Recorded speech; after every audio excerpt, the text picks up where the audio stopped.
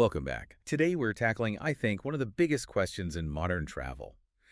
Is the electric vehicle road trip really ready? Truly road trip ready. It's a great question, and our analysis, looking at all the data and experiences, seems to confirm it. Yeah. Yes. With better range these days and, crucially, more charging infrastructure popping up. It feels like the age of the electric adventure is actually here. It is. But there's a but. Always a but. Readiness is one thing, right? Actually doing it smoothly is something else entirely. Exactly. So our mission today is basically to cut through the noise. We want to give you the shortcut, the distilled actionable steps, the tools you need to guarantee a smooth trip, and hopefully help you sidestep those classic pitfalls like, the dreaded charging anxiety. Yeah, we're trying to move beyond just that basic fear of, oh no, will I run out of charge? Right. We're getting into the nitty-gritty, the practical stuff, real-world planning, actual execution. And the consensus from people who do this a lot, the seasoned EV road trippers, it's pretty clear. You absolutely need preparation. And maybe just as important, the right mindset, an analytical mindset almost. Okay, so mindset and prep. We'll definitely dig into the foundational prep steps, things like managing your time around charging. Which is huge. Yeah, and maybe the most interesting part, we're going deep into this necessary but kind of complex strategy for route planning. This whole debate. The app debate. Exactly. Your car's built-in navigation versus those third-party tools, especially a better route planner, or ABRP, as everyone calls it. It's a hot topic for sure. All right, let's jump in. Foundational steps first. Let's do it. So, step one seems obvious, right? You get in your EV, it's fully charged, you look at the dashboard. And you see that big happy range number, 300 miles. Fantastic. Yeah, fantastic, exactly. But here's where things get tricky, based on what we found. That number, the estimate, it's almost never the actual range you're going to achieve on a real trip. That's absolutely spot on. Understanding your real range reality is, well, foundational, like you said. Yeah. Because that actual performance, it varies a lot. You've got to account for a whole bunch of factors that chip away at your battery life. And not just the obvious ones, like flooring it all the time. Right, not just driving speed or aggressive acceleration. Those are big. You also have to think about terrain. Going uphill, obviously, drains the battery faster. Downhill, you get some back with regen braking, but Not a one-to-one exchange. not at all. And then there are the sneaky ones. How much cargo are you carrying? Extra weight matters. Yeah. Temperature is a massive one. Extreme cold or heat really impacts battery efficiency. Weather, too, driving into a strong headwind, for instance. And maybe the biggest surprise for new EV owners, climate control. Running the heater, full blast, or the AC on a hot day, you will literally watch your estimated miles drop. Oh. Okay, so that dashboard number is more like a suggestion, a very optimistic suggestion. Pretty much. Best case scenario under ideal conditions. So knowing that range is, well, fickle, the next logical step seems to be building in some sort of safety net. Buffer time. Yes. Step 3 in the process, and absolutely non-negotiable for EV trips. And this buffer, it's not just for, like, hitting unexpected traffic, right? It's more about the charging infrastructure itself. Exactly. It's for the reality of public charging today. You might pull up to a station and all the chargers are busy. You have to wait. Okay, happened all the time. Or the charger might be putting out power much slower than it's rated for. That happens too. Right. Or, the worst case, your planned station is just broken, out of service. You need time to detour to the next one. That buffer covers all those potential hiccups. It does. But here's where the mindset shift comes in, something the sources really emphasize. Oh, yeah. Don't think of these charging stops purely as delays. Try to reframe them, embrace them as like built-in breaks, part of the actual journey. Okay, I like that. Use that 30, 40 minutes, whatever it is, to actually stretch your legs, grab a proper coffee or a meal, maybe see a little local site near the charger. So make the stop work for you, not against you. Precisely. It turns potential frustration into a more relaxed, even rewarding experience. Less, are we there yet? And more, oh, cool, let's check this place out. That makes a lot of sense. Yeah. Okay, what about prepping the car itself and thinking about where you'll sleep? Right. Step 5 is crucial vehicle prep. Before you even leave your driveway, top off the battery to 100%. Obvious, maybe, but essential. Check. Check your tire pressure. This is a big one people forget. Underinflated tires kill efficiency, gas or electric. Good tip. And pack your gear. That means your mobile charging cable, any adapters you might need for different charging networks or plug types. Like the G1772 adapter for Teslas. Yeah. Or CCS adapters. Exactly. Have them ready. And hey, don't forget you still have washer fluid and, in some EVs, coolant. Basic car stuff still applies. Right. Still a car. And critically, download offline maps. Don't rely on having cell service everywhere, especially for your navigation and your charging apps. Update your car's software, too, if there's an update pending. Good call on the offline maps. Okay, and accommodation. Step 4. Yeah, if you're on a multi-day trip, planning where you stay is a strategic advantage. Actively look for hotels, motels, even campsites or rental places that specifically list EV charging as an amenity. So you can charge overnight. Bingo. Plugging in while you sleep is the gold standard. It's super convenient, usually cheaper than DC fast charging, and it means you wake up with a full battery, ready to maximize your driving time the next day. It basically eliminates range anxiety for the start of each day. Okay, that's a really practical tip. Plan your overnights around charging. It makes a huge difference. All right, let's shift gears into the tech. Mapping out the charging stops, step 2. This feels like the heart of the planning process. It really is. And the first thing is understanding the types of chargers, because your strategy depends entirely on this. Okay. You've basically got 2 main categories you'll use on a road trip. Level 3, which is also called DC fast charging. That's the key for quick stops along the highway. Get in, get juice, get out. Exactly. Gets you maybe 100, 200 miles of range in 20, 40 minutes, depending on the car and the charger speed. Then there's level 2. That's the slower one. Much slower, yeah. It uses AC power, like your home charger if you have one. It's perfect for overnight charging at the hotel, like we just talked about. Or if you're stopping somewhere for several hours, maybe visiting a museum or spending the afternoon in a town. So level 3 from en route, level 2 for destinations or long pauses. That's the general rule. Now, before we get into the apps, we need to talk about preconditioning. You mentioned seeing this term a lot. Yeah, it seems really important for the fast charging part. What exactly is it? Think of your EV battery like Yeah. a big block of cold honey. If you try to pour energy into cold honey, it goes slowly. Right. It's thick, viscous. Exactly. Preconditioning is essentially the car automatically warming up the battery to its ideal temperature before you arrive at a DC fast charger. So it thins the honey, metaphorically speaking. Perfectly put. A warm battery accepts a charge much, much faster because the chemical reactions inside are more efficient at that optimal temperature. And this actually saves significant time at the charger. Oh, absolutely. It can be the difference between a 25-minute stop and a 45-minute stop easily, especially in colder weather. Wow. Okay. And how does the car know to do this? That's where the built-in navigation system often has a big advantage. If you set a known DC fast charger as your destination in the car's nav, many newer EVs will automatically start preconditioning the battery as you get closer. Okay, that's a key integration point. Sure. Which leads us perfectly into the great app debate. Dun, dun, dun. Built-in navigation versus the third-party apps like ABRP. This seems to be where EV veterans really have strong opinions. Which one wins? Well, like most things EV, it's complicated. But there's one exception we have to get out of the way first. Okay. Tesla. If you are driving a Tesla and you plan to primarily use the Tesla supercharger network. Which most Tesla drivers do. Right. The overwhelming consensus is just use the Tesla built-in navigation. It's seamless. It knows the real-time status of every supercharger. It handles preconditioning perfectly. The integration is just chef's kiss. Okay, so Tesla's ecosystem is a walled garden, but a really effective one for road trips. Exactly. But for everyone else, driving a Ford Mustang Mach-E, a VW ID.4, a Hyundai Ioniq 5, a Polestar, whatever. The rest of the market? The rest of the market, dealing with multiple charging networks like Electrify America, EVgo, ChargePoint, it becomes a hybrid necessity. You generally need more than one tool. Okay, so let's break down the case for ABRP, a better route planner. Why do so many people swear by it for planning?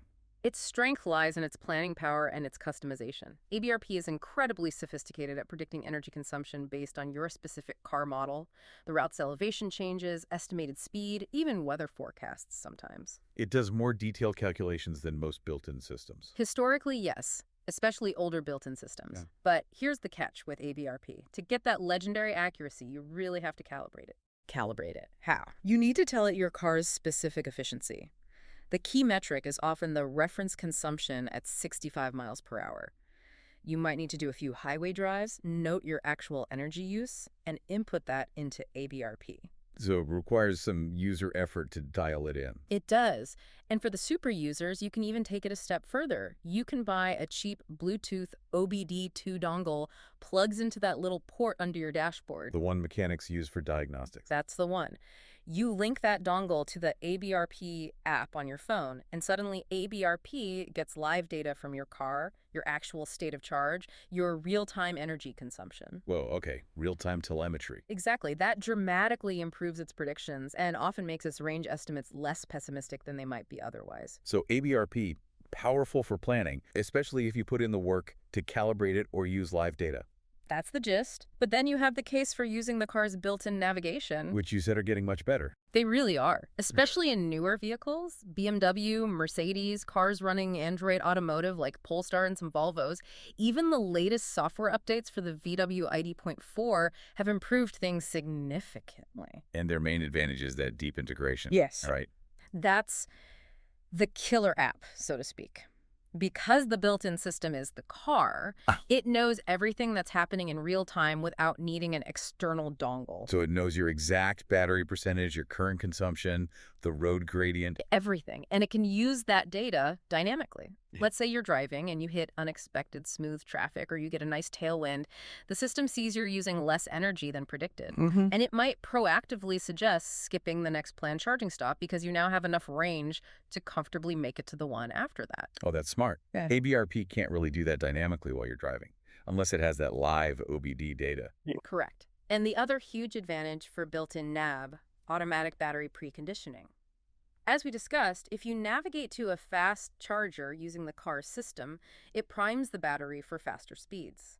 ABRP can't trigger that function. Okay, so ABRP is maybe better for the initial detailed what-if planning, checking different routes. Exactly. Finding those potential charging deserts where there aren't many options, it gives you confidence in the overall plan. But the built-in navigation is often better for the actual execution of the drive, thanks to real-time data and preconditioning. That's the synthesis most experienced non-Tesla EV road trippers seem to land on. It's a hybrid approach. Plan with ABRP, drive with built-in nav. Pretty much. Use ABRP on your computer or tablet beforehand. Explore the route, see where the charging stops roughly need to be, check that there are backup options, but then for the actual turn-by-turn directions and managing charging stops on the road, rely on your car's system. Okay, but there's one more crucial step, isn't there?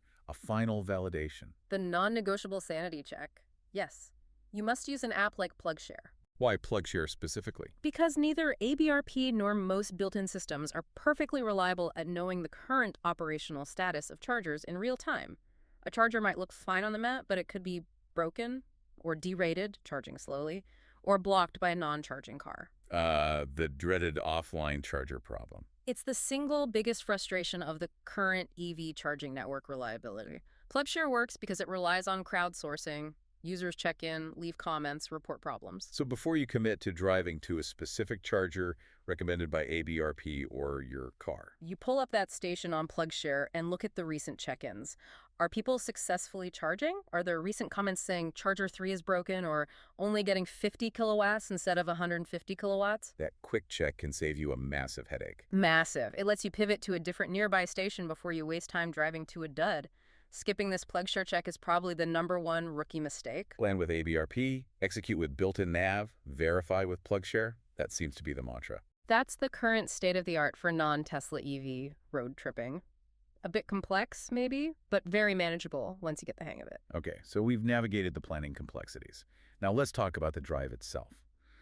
Optimizing how you drive to conserve that precious battery charge. Step 6. Right, because even with the best plan, sometimes you find yourself with, say, a 50-mile gap to the next charger and maybe only 60 miles showing on the guessometer. You need to stretch it. Squeaky bum time, as they say.